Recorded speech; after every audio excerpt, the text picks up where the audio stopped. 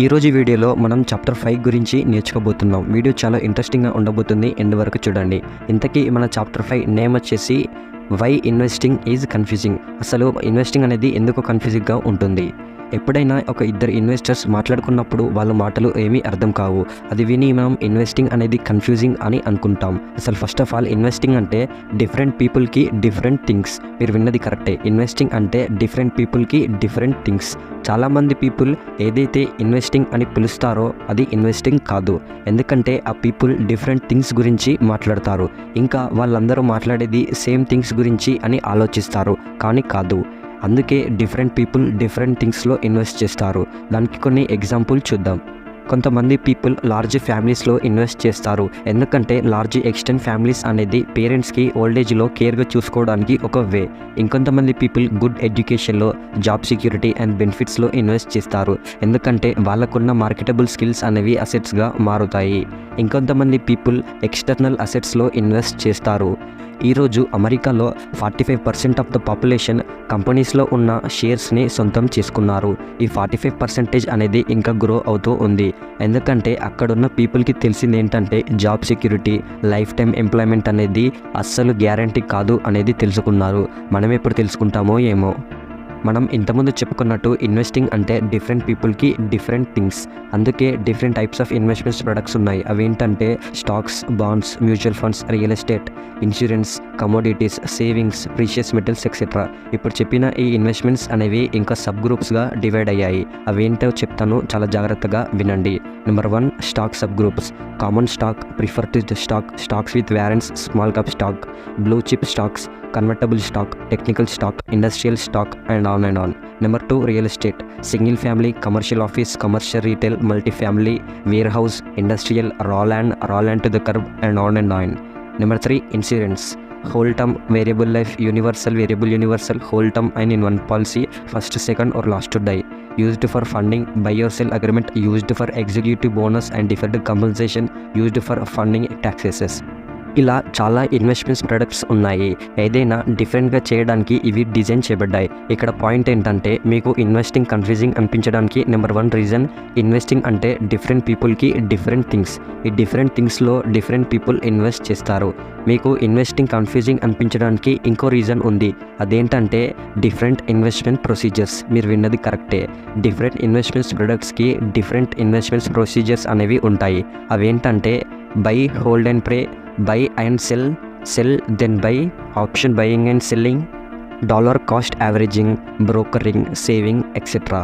చాలామంది ఇన్వెస్టర్స్ వాళ్ళు వాడే ఇన్వెస్టింగ్ ప్రొసీజర్స్ అండ్ ప్రొడక్ట్స్ బట్టే క్లాసిఫై అవుతారు. ఫర్ ఎగ్జాంపుల్ ఎలా అంటే I am a stock trader, I speculate in real estate, I trade commodity future options, I am a day trader, I collect rare coins.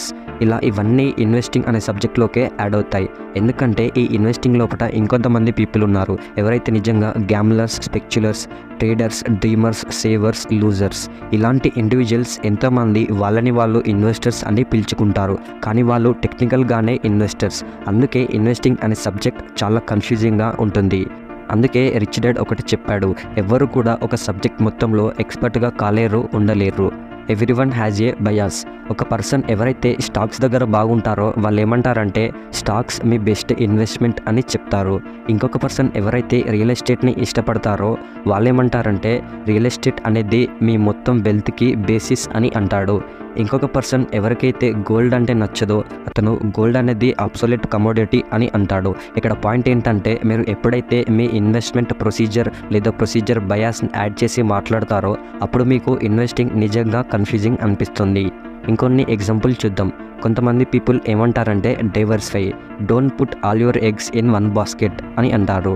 ఇంకొక పక్క Warren Buffett, అమెరికాలోనే greatest investor, అతనేమంటాడంటే don't diversify, put all your eggs in one basket and watch basket closely అని అంటాడు. So ఇక్కడ ఇలా so called experts నుంచి వచ్చే పర్సనల్ బయాస్ ద్వారా ఇన్వెస్టింగ్ అనేది కన్ఫ్యూజింగ్ అనిపిస్తుంది. ఒకసారి ఫైనాన్షియల్ న్యూస్ చూసినట్టయితే అందులో ఒక సో కాల్డ్ ఎక్స్పర్ట్ ఉంటాడు. అతను మార్కెట్ అనేది హీట్ అవుతుంది, మార్కెట్ అనేది వచ్చే 6 వారాలలోపు క్రాష్ అవుతుంది అని అంటాడు. ఒక 10 మినిట్స్ తర్వాత ఇంకొక ఎక్స్పర్ట్ వచ్చి ఏమంటాడంటే మార్కెట్ మీదికి వెళ్ళబోతుంది, ఎలాంటి క్రాష్ అనేది ఉండదు అని అంటాడు. సో ఇక్కడ పాయింట్ ఏంటంటే ప్రతి ఒక్కరికి మార్కెట్ మీద డిఫరెంట్ ఒపీనియన్స్ ఉంటాయి. ఇక్కడ ఉన్నది ఒక్కటే మార్కెట్, కానీ డిఫరెంట్ డైరెక్షన్స్, డిఫరెంట్ ఒపీనియన్స్. ఒక పర్సన్ అంటాడు నేను ఒక షేర్ని $2కి కొన్నాను, ఇప్పుడు ఆ ఒక్క షేర్ $35 ఉంది అని. ఇలాంటివి మనం ఎంతోమంది అనడం వినే ఉంటాం. కానీ ఇక్కడ పాయింట్ ఏంటంటే ఇలాంటి కథలు అనేవి నిజంగా ఇన్వెస్టింగ్ గురించి కాదు. ఇది మనం గుర్తించాలి. ఇన్వెస్టింగ్ అనేది చాలా పెద్ద సబ్జెక్ట్. ఒక్కసారి మీరు మీ చుట్టూ చూస్తే పీపుల్ డిఫరెంట్ థింగ్స్లో ఇన్వెస్ట్ చేస్తారు అనేది చూస్తారు. మీ ఇంట్లో ఉన్న థింగ్స్ని చూడండి. కొంతమంది పీపుల్ ఆ కంపెనీలో ఇన్వెస్ట్ చేస్తే మీకు ఆ థింగ్స్ కంపెనీ నుంచి వచ్చాయి. అలాగే మీ car, bike, gas, roads, bank, hotels, house, carpet etcetera ఇలా చాలా థింగ్స్ ఉన్నాయి. ఏదైతే బిజినెస్ లేదా కంపెనీ మీకు థింగ్స్ని డెలివర్ చేస్తుందో ఆ బిజినెస్లో ఎవరో ఒక అతను ఇన్వెస్ట్ చేశాడు. ఇది నిజమైన ఇన్వెస్టింగ్ అంటే ఏమిటో. ఫైనల్గా నేను మీకు చెప్పేది ఏంటంటే మీరు గుర్తుంచుకోవాల్సింది, ఏదైతే చాలామంది పీపుల్ ఇన్వెస్టింగ్ అని పిలుస్తున్నారో అది నిజంగా ఇన్వెస్టింగ్ కాదు. Mental attitude question.